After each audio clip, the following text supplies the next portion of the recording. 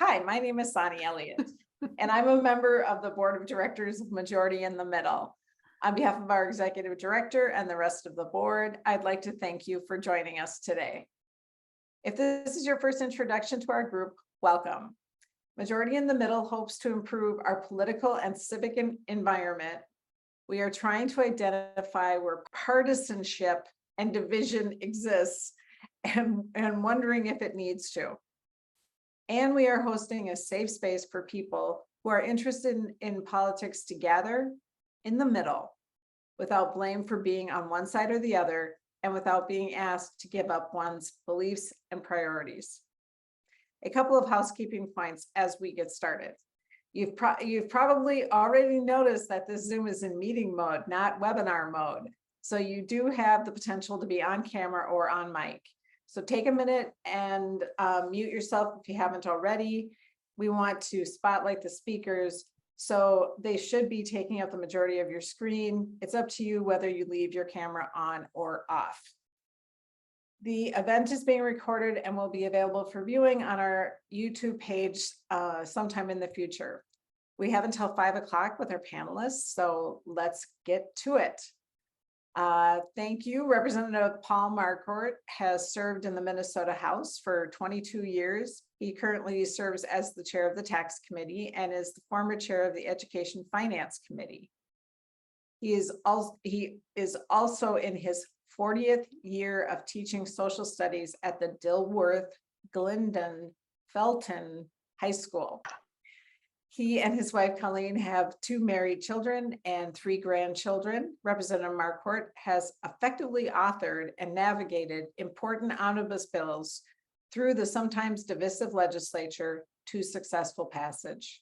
His steady presence at the Capitol will be sorely missed when he retires at the end of his term.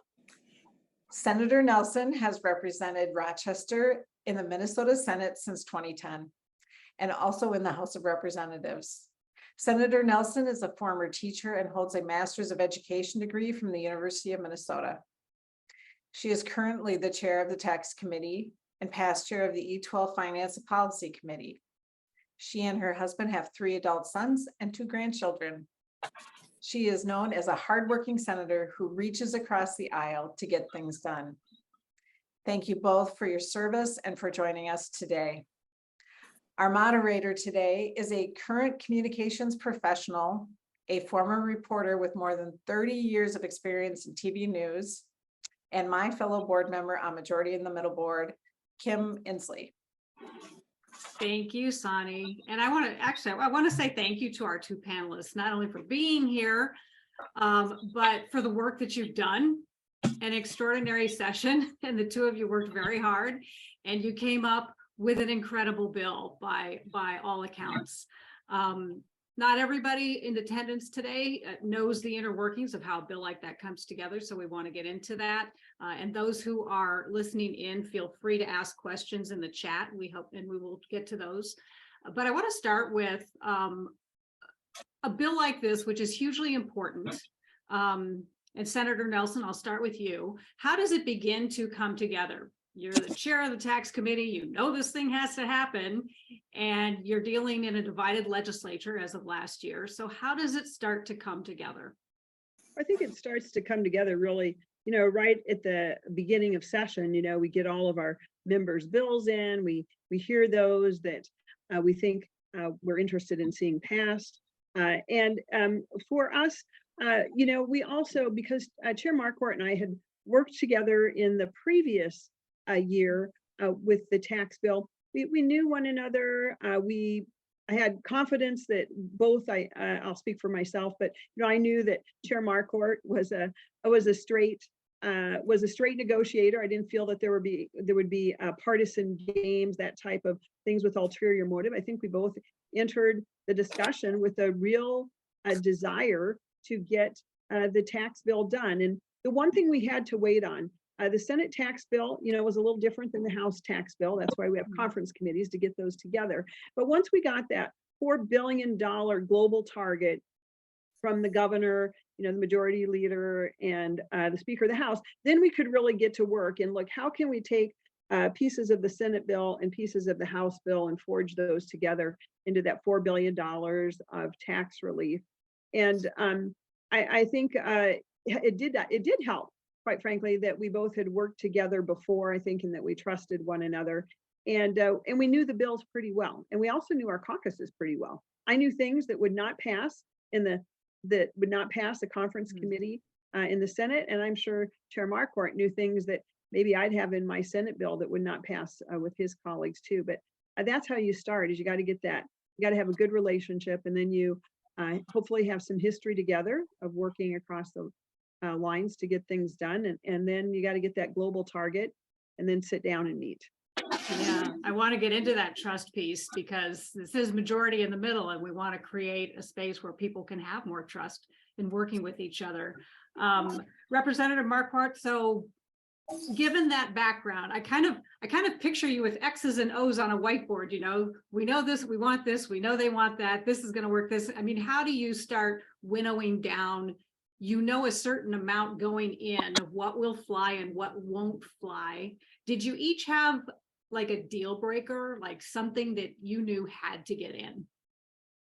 Yes, and first of all, thanks for organizing this meeting, but also just your efforts. And it's so great to see Chair Nelson here again. And I think you're going to probably just from today see, you know, I have such respect and trust for Senator Nelson, and that really was a key. And that's maybe one of the reasons why we were the one bill that were actually able to get things across the finish line, because we had that mutual trust and respect for one another. When Senator Nelson would say something, I knew I would take that to the bank, because that's the way it was going to be. And I might not always like what she would say, because she said we wouldn't take it, but I knew then we had to move on. And you're exactly right. We had certain items that would be goes and no goes, and we talked about those, and we just basically set those off to the side, because there wasn't much.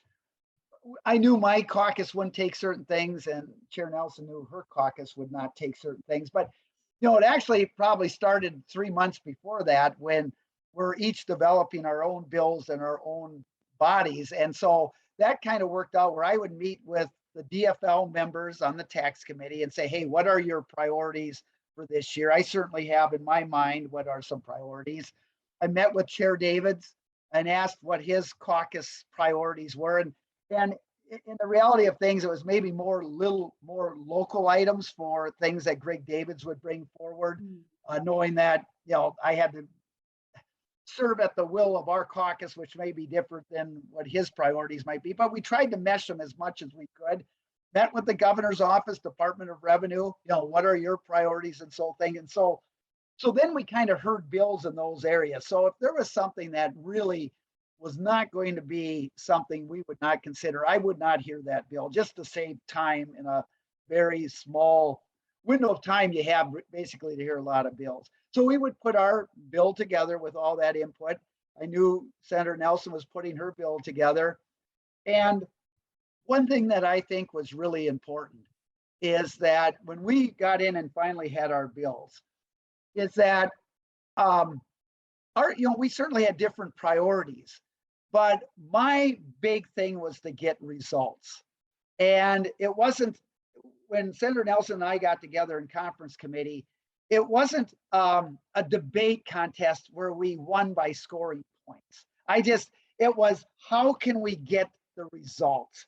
And so we could have each pontificated in conference committee, oh, my bill is all this and your bill does all of this stuff, but we never did that. You know, where I think some committees do that when they get together. And it was just, the idea is, hey, I respect your bill. Those are your priorities. I don't agree with everything, but a lot of really, really good things. And I know it was vice versa as Chair Nelson looked at our bill. And I just think going in with the idea that you want results rather than rhetoric was the real key. And that's what I so appreciated with Senator Nelson, is she was just straightforward and let's get results. And it wasn't this grandstanding and things that you sometimes see in this partisan world. And I think that was a big key for us finally getting across the finish line. The trust thing is huge, right? So the two of you know each other. you trust each other, and that has to be tremendously helpful. So that you know, Senator Nelson, if you're telling Representative Marquart, you know what, that's just not going to fly. It's you're divorcing the your feelings out of it and really kind of getting to the reality of what is and what is not. How much does strategy play into crafting a bill like that? Let's put this in because they may not go for it, but we can use that as a trading position later on. I mean, it seems incredibly complicated to me, and it's a bill that, you know, we hear the main things that are in there, but there's so much more underneath. Yes, there is a lot of strategy, but I would say that takes place when each body puts forth its own bill. You know, the Senate put forth its own bill, the House put forth its own bill.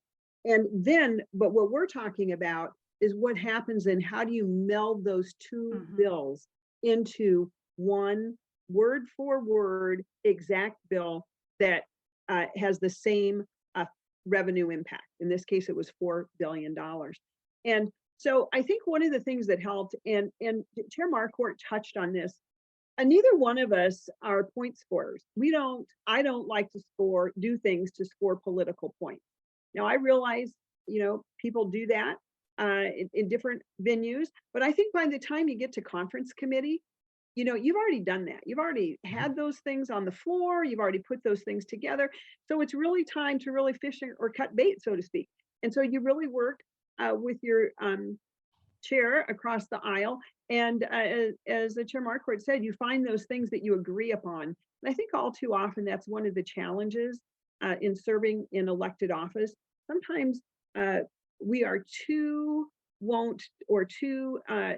focused on finding things we disagree about. That happens particularly during an election cycle, for example. But we have to set that aside and it really be those public servants that we've been elected to be and find those areas that we can work on together. And sometimes we have to maybe change it up a little bit.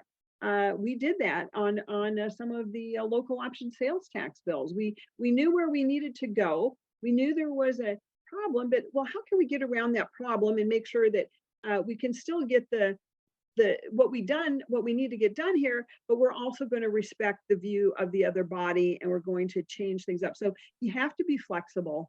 In addition, you have to be really flexible and you have to set your pride aside. You have to set your like political goals aside, whatever that is. And you just really have to be laser focused on this one thing, which is how do we get agreement on, in this case, $4 billion of tax relief? How do we, empower Minnesotans to do that together? This matter of a mindset. Yeah. How important, because you needed to know from the governor, what was the number that the governor was looking at. That seems to be a big piece of it as well. And we always hear, well, the governor has to weigh in, whatever party they really have to weigh in. How much sway can that branch have on the work that you're doing? Well, I mean, I think it has a lot of, we worked pretty close with Governor Walz's office and Department of Revenue. And the governor ultimately has to sign the bill. And, it works for the legislature, passes the bills and the governor signs or vetoes. Well, that's not really how it happens. The governor is quite involved as you're putting through a major priority like a tax bill. And, on my side, I wouldn't have moved forward without the governor's support because that's just so vital at the end. But one thing that's important is, when the governor and the Speaker of the House and Senate Majority Leader says, here's your target and get this done by day X, I take that very seriously. And I know Senator Nelson did too. And so we worked pretty rapidly putting these two huge bills together, as Senator Nelson says, where they have to be, every T is exactly right and every I is dotted exactly right. And we moved quite quickly on that, but we quickly came to things that we weren't going to be able to do. And then now what can we agree on? What can we really agree on? And there was a lot of good things in both bills that we could come to an agreement on. But the governor's office is involved, as they should be, because ultimately have to sign that. And you're going to want the governor to be in support of what you do. And, and Governor Walz had a number of initiatives that also move forward in those tax bills also. I think that's really important. And I appreciate that. If the governor is in your party, it's upon that party, that leadership, like Chair Marquart, to make sure that the way we were progressing was going to get signed into law and not see the veto pen. We saw in another committee where there was some issue where they had agreed upon something, and then, that a chair had to come back and say, well, no, I can't do this. I have to renege on this agreement. And that is unfortunate. I don't know all the details about what happened there, but what I am saying is it's so important that Chair Marquart did that work with the governor, his governor, to make sure that the path we were working on was not going to get a veto and was ready to be signed. And the trust would totally have been blown if he hadn't done that work, right? You wouldn't Oh, know what to true. believe. Absolutely. Yeah. If there was one time where it would come back and like we'd agree to something, oh no, the governor would veto this, then yeah, you really have to protect that trust element. There's really not anything that's worth losing. It's very hard, very easy to lose trust, but very hard to gain it back. And so I think we really have to guard that very carefully. So the tax bill was agreed upon. It was wrapped up with a beautiful bow and huzzah throughout the land. I mean, the reviews on it were just extraordinarily good, producing, I believe it was the largest tax cut in Minnesota state history. And then we get to the end of the session and boom, it just laid there. And it seemed to me like there was this huge gamble taken that we can take care of it in a special session. For whatever reason, it didn't happen. And I would love to know what you can tell me about how you felt at that moment after all the work that you did. I can just tell you, it was incredibly disappointing. I couldn't believe it. I've never been so stunned to see it just not be taken up in the House. It was shocking. We don't know why. I wasn't in on all those discussions, that happened between leadership and the other committees that, had their targets, but they couldn't quite agree on how to spend that $1 billion on additional education funding or whatever. And so I can't really speculate on that, but I can say it was really, really a disappointment. And it took me quite some time to get over that, because I was one of those ones who was calling for a special session. I literally thought that there would be a special session, the next day, and that whatever those 3 remaining committees or those 4 remaining committees that had their targets, but they couldn't quite agree upon what was in those targets, I really felt that those things would get done, and we would have everything tied up, and we'd all go home for Memorial Day, and then we'd start campaigning. So it was really shocking that none of those things happened. There's a lot of fingers pointed in all different ways, and I'm not really going to get into that because, well, I wasn't there. I just know that we did our job. We got it done. And but there was not a special session. And then I thought, okay, so maybe they're waiting through the primaries, because there was a number of primaries this year. And I even had an idea that I pitched about, well, we don't have to wait till the primary results. We can do this and just get this special session. But that didn't go anywhere. And then the primaries were over, and still there was no special session. So, what I was left thinking? I was reminded of one of my dad's favorite sayings. He was a high school principal, so he probably dealt with all kinds of crazy things all the time. But I remember him telling me, Carla, he said, where there is a will, there is a way.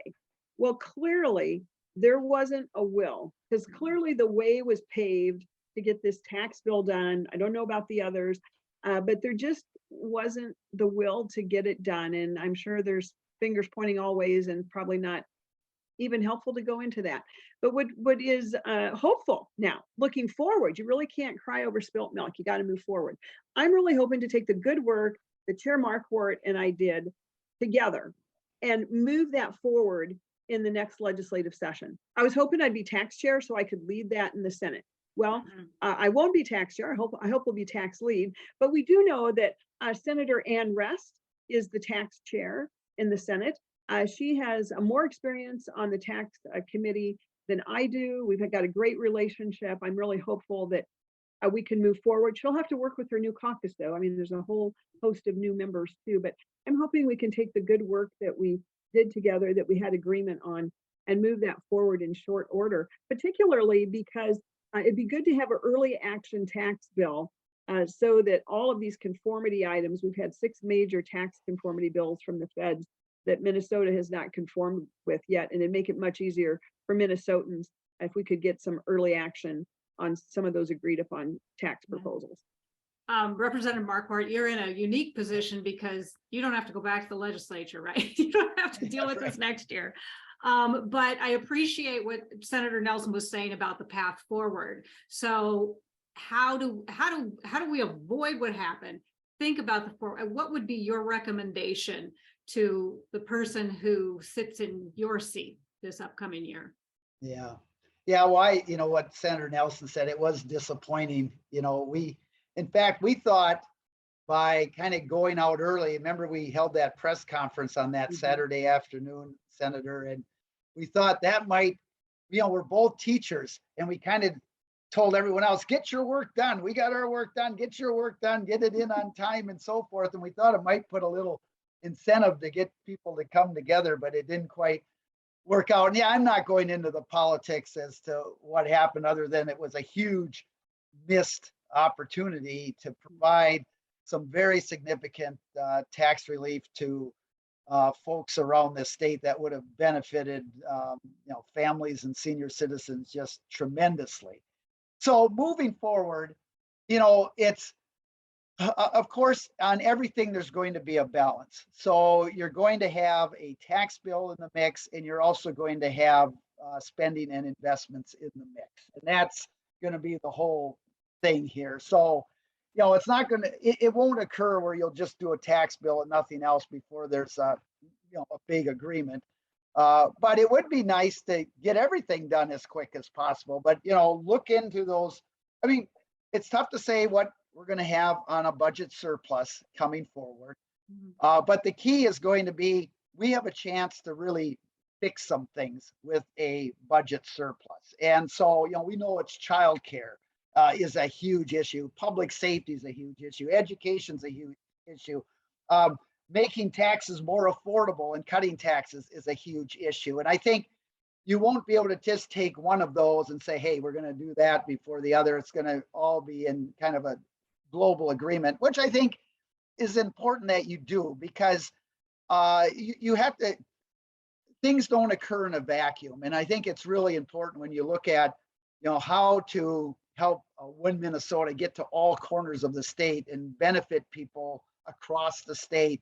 It's not just, it may not just be tax cuts in a certain area of the state. It may be important childcare funding or public safety funding or education funding. So you have to take all that in the mix. But I do hope, I mean, there's like a lot of great things in that tax bill. So I certainly hope those really good things are the basis for any tax bills that move forward this next session. Yeah, so eliminating taxes on Social Security, a renter's tax credit, you know, both of these things are incredibly popular. I'll direct this to Senator Nelson because you'll be dealing with this. I've always had this Pollyanna idea that having a divided legislature was a good thing, because I hope that would lead to more bipartisan solutions, that you'd get good ideas from both sides coming together. And now we're moving into a situation where one party has control of everything, not by a lot, you know, it's still, you know, small margins, but how does that affect the calculus going into 2023, Senator Nelson? Well, we've been here once before while I was in the Senate. I think it was 13 and 14. We had full Senate and House and governor control by the DFL. I think the biggest challenge, quite frankly, not that I am about giving advice to the DFL, but what I would say is typically when you have full control like that, there's this terrible tendency to overreach. And then there's an election 2 years later that kind of rectifies that situation. And I tend to be a little Pollyannish then as you, Kim. I do believe divided government is a better path forward. It's harder There's nothing easy about it. But I think we get better outcomes when we do have divided government. There's just a built-in, in its own sense of the word, checks and balances there, which I think is important. And interestingly enough, Minnesotans typically like divided government. And so this is a little unusual. I've been in the majority for 10 years, the minority for 4 years, and now another 4 years in the minority. And I mean, you learn great skills in both situations, and you make great relationships. So you grow through all of those things. But when it comes to outcomes, I think our better outcomes come with divided government. How do we make divided government work better then? That's an easy question. I'm sure you can both answer that in 30 seconds, but I mean, seriously, what heartened me so much about this tax bill was that it was the two of you coming together. It was some really good things happening that voters on both sides were pretty happy with what happened. So how do we replicate that in other areas as well and create a situation where there is more trust and more work being done?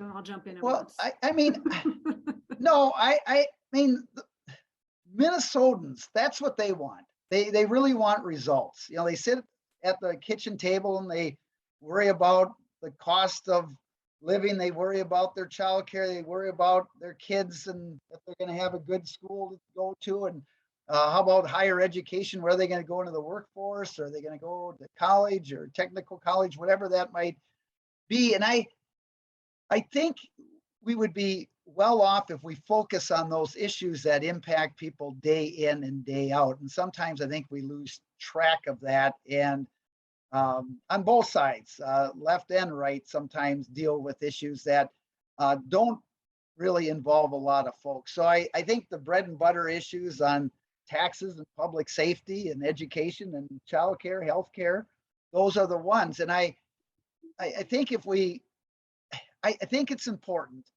that even though there is a one-party control right now, I think it's going to be very important to reach across to the minority and to try to enlist their support in as much as we can do and work together to earn that support. I just think that in the long run makes for stronger legislation.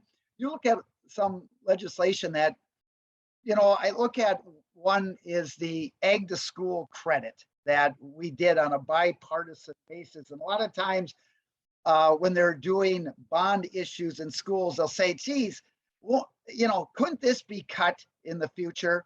And I would say, well, any program can be cut. But the fact that this one passed with Democratic and Republican support and move forward, that's probably going to be one that's going to be more safe than other ones, should it political winds go one way or the other. So I always think, even if both houses are in one majority, that you reach across and work on bills that you can try to get buy-in on and get support from the minority party. I think that's really crucial. I think Chair Marquart's right about that. And also just the numbers show, you know, they're very slim majorities in both bodies. And so I do believe, I have great hope and confidence that there will be this desire to work for these bipartisan bills, not only as Chair Marquart said, so that they have a better shelf life because they're strong bipartisan supported bills, but also because they're better for Minnesotans. But tight majorities, I think, will I think ensure that there is a stronger minority voice. One of the things that we've lived here almost 30 years now, and I still feel like a newcomer sometimes, but it seems like there's a pattern of everything happening at the end. And in recent cycles, it's literally been everything wadded up into one action, one mega bill. And that just seems like such a huge risk. Is that something that should be addressed moving forward? Is there any appetite for addressing that? Do you hear amongst your colleagues, like, this kind of isn't working out well for us. Let's try a different way. Or am I on the wrong track completely? No, that's something that has been around for as long as I can remember, but it's something that has been very, I think, harmful. I used to be a member of the Purple Caucus. One of my key initiatives was to end last minute lawmaking, which would require that global agreement a week before our constitutional deadline. And, because it used to be that would come out the night of the constitutional deadline. And then there's all these bills that are being printed. Sometimes they weren't even printed before you'd be asked to vote on them. And so, getting away from that and requiring to have those global agreements that first week in May or that second week in May is a good step in the right direction. But the way to do that, you have to have a joint resolution from both the House and the Senate.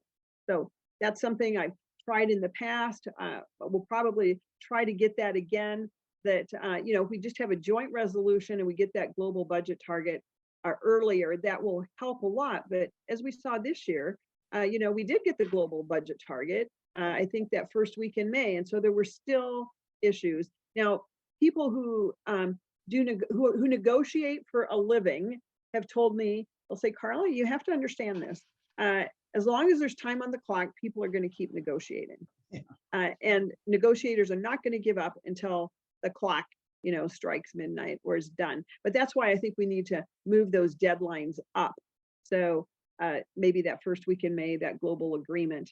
But again, that's good practice, but it would not have saved this particular session in 2022. Representative Marquart, any thoughts on that? Well, Minnesota was the only divided legislature, at least in 19 and 20, and maybe Virginia joined us in 21 as the only other one. Mm. And I thought the legislation that came out of the 1920 session was very good. And what came out of the 20 session was very, very good. Looking at tax bill and other investment bills, I thought were very good. Now, we came short in 22, not by much. But again, at least on a tax bill, you had a divided government that worked on a major tax bill. So I mean, sometimes we look at it too negatively, but Minnesota, I think, actually did a pretty good job dealing with a divided legislature and really producing some very good results. I agree with Senator Nelson. I think the earlier we can somehow force a global agreement is better. It gives people a little bit more time. And I know it's not easy, especially when you have a divided legislature, but if we could somehow do that earlier, that would be great. Find some time. So one of our questions is how do we get this message of working together is the way to go? How do you instill that in new legislators? And Representative Marquart, you still teach social studies, right? So how do you, you can grow them when they're really young. So, I mean, how do we get this message to the people who are just starting to serve? Well, the key is focus on results. So let's say we look at safe neighborhoods or closing the achievement gap in education. Those are goals. We all agree on the goals. And too many times we focus on how to get there and we lose sight of the goals. So we start with this different viewpoint on how to get there. And at the end is the goal. We should start with the goal and say, okay, what are things we agree on to get to this goal? With this thing we both agree. Okay, let's look at, that's the way I think you kind of cut across the partisan divide, is the focus like a laser beam on the results. In fact, I think committees should not be called, for example, the Education Finance Committee. It should be, Student Achievement Committee. Focus on the results rather than how we kind of get there, because that's where all the partisan bickering occurs, not the results. We all want the same result. And I know that's easier said than done, but I think that is the key in looking at more of how we look at outcomes and results and those types of things. Just to add a little bit to that, Chair Marquart's right about that. We also have to look at avoiding, what is the thing that makes people go to those corners and shoot out those partisan points? Is it because they're afraid of the election in 2 years?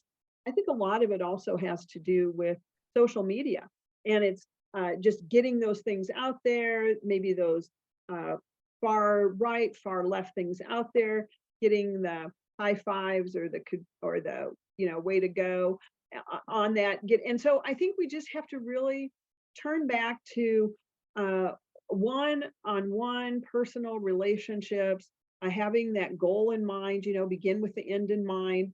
As the Chair Marquart said, that's the end, that the goal is the end, getting that education bill or that tax bill, and knowing that nobody has a corner on knowledge. I mean, nobody's perfect. Nobody's got all the answers. I learned things in Chair Marquart's bill, that tax bill, that I didn't think were going to be so great. But then as I learned more about them, it's like, you know what, I think this could really work. So I think you need lifelong learners. As former teachers, I think that's one thing that most teachers are. I'm a lifelong learner. I'm sure Chair Marquart is. So you need lifelong learners who are willing to listen, learn, and not take the cheap shot. So I was door knocking in this last campaign. One of the gentlemen that I was talking with, it was somebody I hadn't met before, and he said, "Oh, I know you. I see you on TV all the time," or whatever. And he said, "Here's what I like." He said, "You never take the cheap shot." That's what he called it. You never take the cheap shot. So let's not be lazy legislators where we take the cheap shot. Let's really focus on how can we build towards this good end, and what we say should build towards that instead of cheap shots or highly partisan shots. Be grown-ups, right? Yes, exactly. Imagine that. You mentioned elections, and I always wonder, it has to play into it, right? People have to go through primaries, and then they have to go through the general. Does it make any difference in terms of the work going on in the legislature as to when the primary is? Or does it make any difference? Would it help if term lengths were different?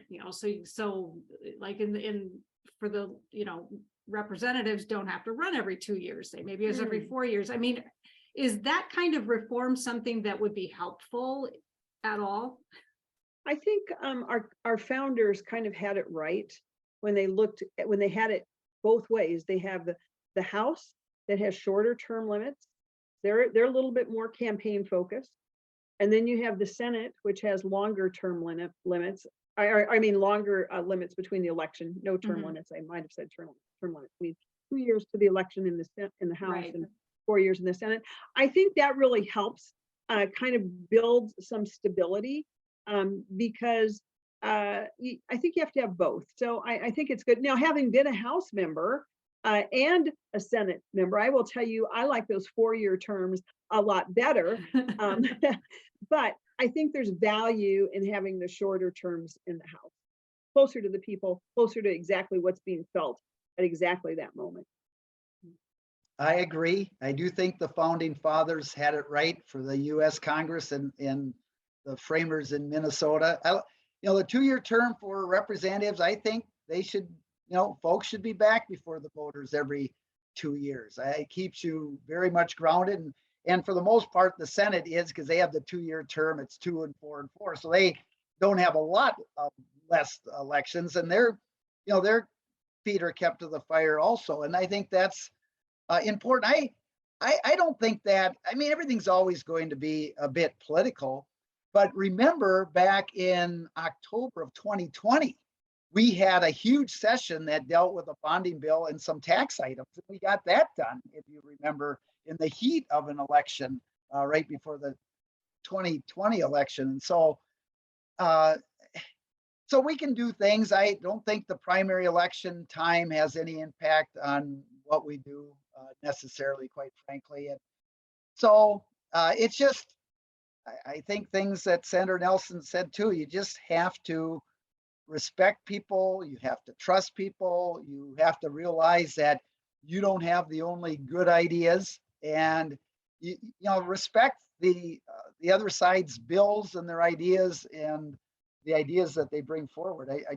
it's human nature. Just kind of when you deal with people, that's how you deal with people. Sometimes you get inside those chambers in the House and Senate and folks think I got to behave a different way. And it's just treating people like you want to be treated. It's just very simple. And I think if we go back to that, in many cases, we get a lot more productive work done at times. Kim, one thing to add is we're talking about this 2-year term versus a 4-year term, and you know, the Constitution or the founding fathers had it right. There's one thing I would say that we don't have in Minnesota that I think would be helpful, and our founding fathers do have this. The Senate terms are staggered Senate terms, so there's never a time when all of the senators are on the ballot. There's never a time when there are no senators on the ballot. And I have pushed for staggered Senate terms when I was a House member, as a Senate member. I just think, you know, that is a move towards better government. It just takes out what could be some partisan games playing because, well, we're not on the ballot and we don't have to worry about it. So I do believe that. So I would like to see that staggered Senate terms. So one Senate, half the senators would have, following redistricting, they'd have a 2-year term followed by a 4-year. The other half of the senators following redistricting would have a 4-year, 2-year. So everybody, you know, has the same years. It's just a staggered Senate term. I think it'd be better for the electorate. I'm glad you brought that up. Yeah, I've always been puzzled by that. So Shannon has the question. Speaker Hortman has proposed a year-round legislature, which some states have. Is this enough time to finish the work what we have right now? If we had a year-round session, would it still go down to the wire anyway? You know, you mentioned people will negotiate until they can't. So what are your thoughts on a year-round legislature? Yeah, that's a great question. You know, we have hit almost 5,000 bills in the House, I think the last 2 bienniums. And you know, Representative Gene Plowski, he always talks about reform and how we're trying to just cram so much into kind of a finite system of time and so forth. And so I don't favor a full-time legislature. I think it's important that people stay grounded with things they're, you know, doing in their other life, if you will.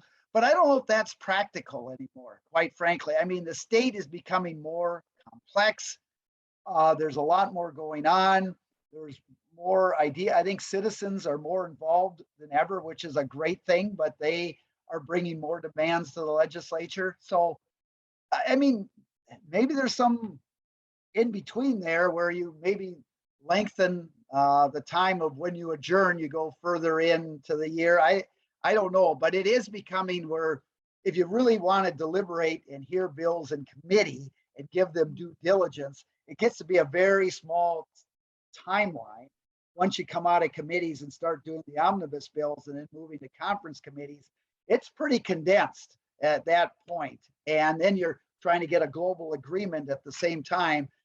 You know, maybe there's some reform there. It's a great question. I don't know the answer to, but we are trying to do a lot in a very limited amount of time. There's no doubt about that.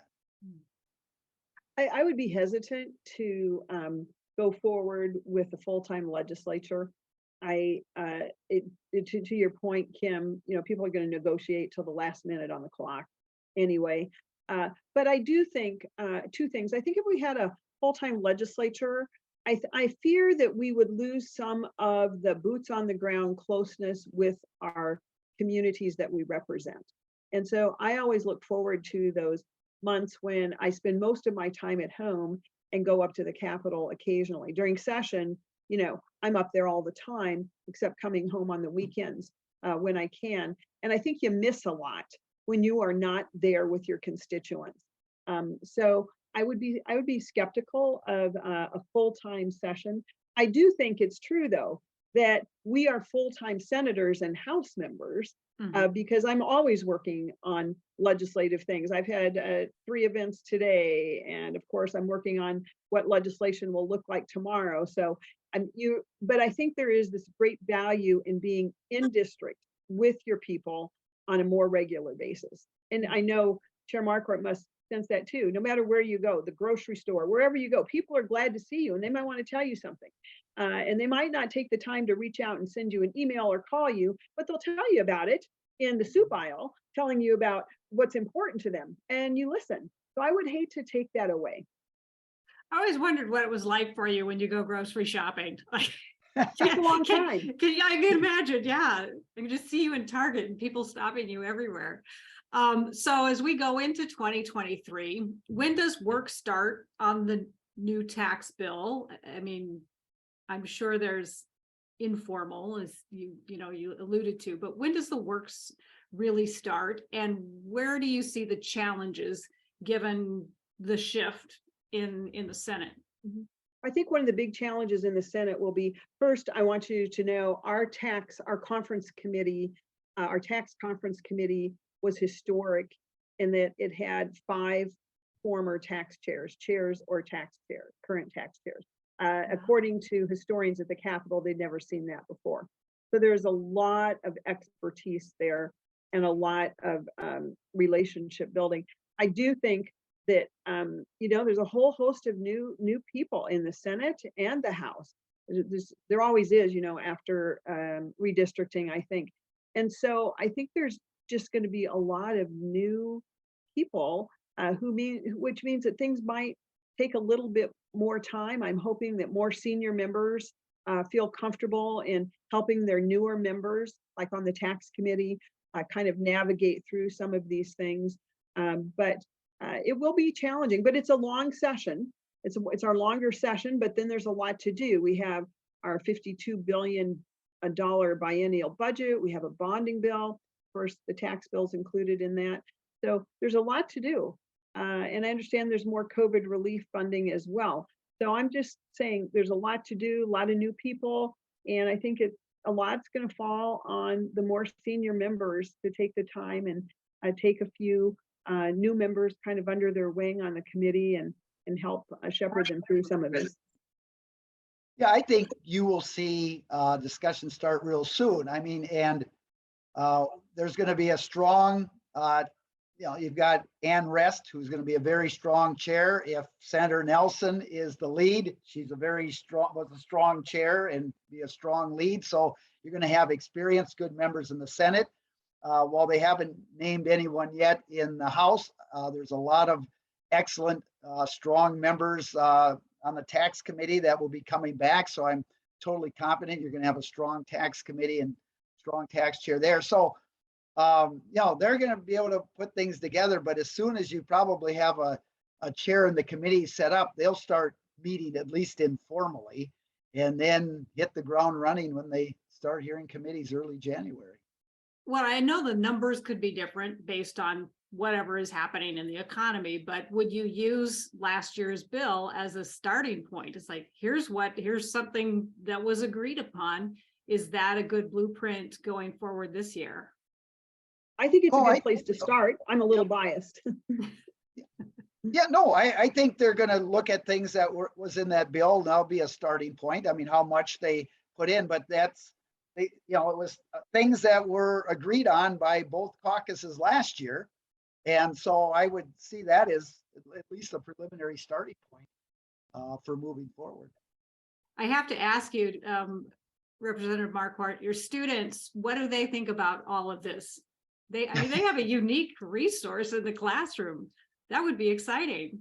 We followed the elections quite a bit. The fact that I wasn't running this year, I did a lot more kind of with elections than I did before, because I never wanted to, talk about myself or anything like that when I was running with the kids. But we looking at all the state races, we had the numbers on the board for the House and the Senate, and we just kept track of all sorts of things. But they find it fascinating and just how it works. And this election, like everyone, has its surprises and never quite comes out the way everyone thinks it might.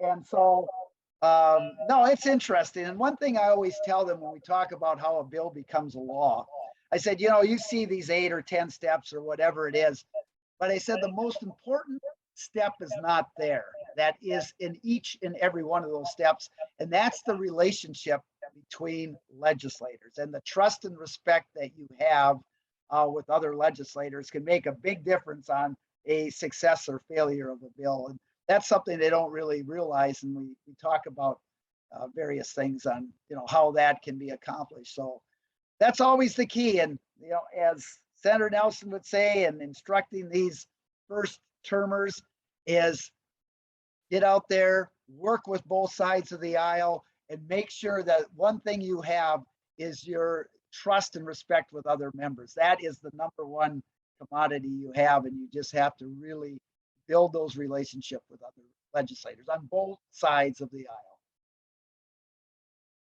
I think That's it's right. cool that we have two former teachers, so you're in a good position to be teaching, Senator Nelson.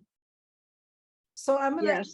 gonna jump in real quick because we're getting short on time. And, this has been so good.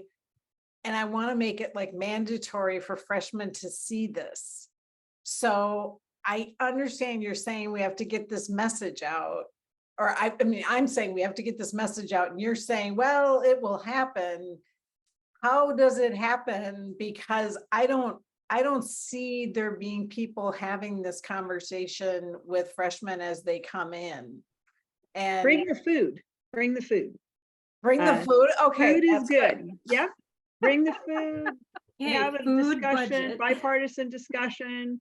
I'm serious. I think food is a good way to meet and speak, and everybody's got to eat, and people make it easy for your legislators to get there. Reserve one of those rooms in the Capitol and pull us in after a session, or a few groups at a time or something, so that it's not 201 of us at one time. Probably isn't going to be very helpful in building relationships, like our Regents caucuses. No, but bring in smaller groups, I think mixed groups, and talk about some of these things.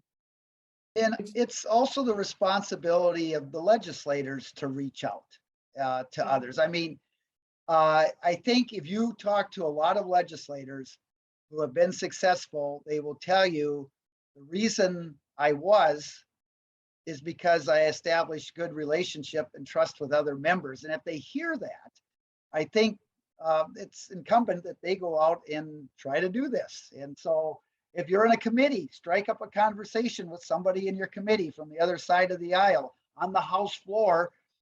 Before session starts, you're on there, go over and talk with somebody you haven't met personally. That's just really important. It's just the human interaction of this place. This is a social place that does some very, very important work, but you can't lose sight that you have to get to know the members too.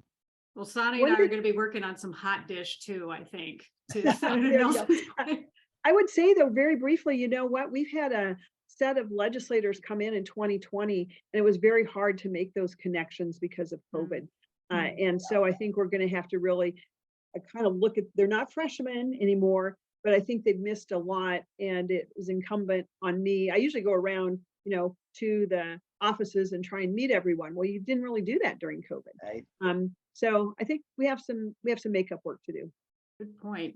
Before we go, I just want to read Josh Berg's comment. A shout out to the two of you for coming on here and speaking in this collaborative way. As a city council member, I appreciate this bipartisan approach so much. Thank you. And that was seconded by Joe Gould. So thanks for those comments.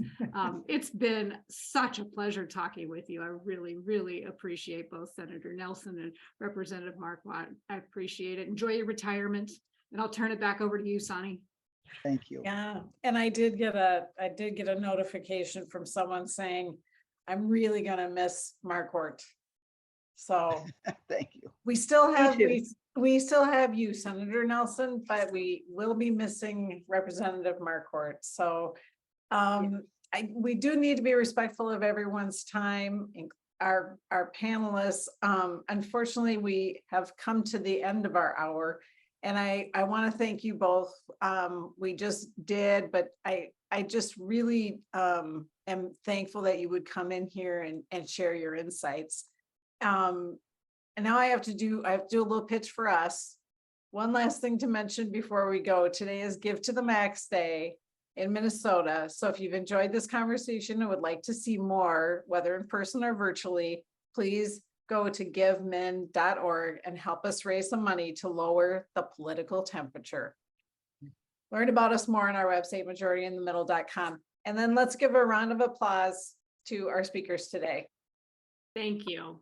Thank you both. Thank you very much. It's been a Can joy. you see the Thank little you. applauses We that can. are coming on? Yay. Yeah. I Looks do. good. Yeah. Looks good. Thank you. Have a great evening, everybody. Thank Thank you. you. All right. We'll miss Thank you a lot. much. Bye-bye. Thank you, Bye-bye. Senator. Thank you, everyone.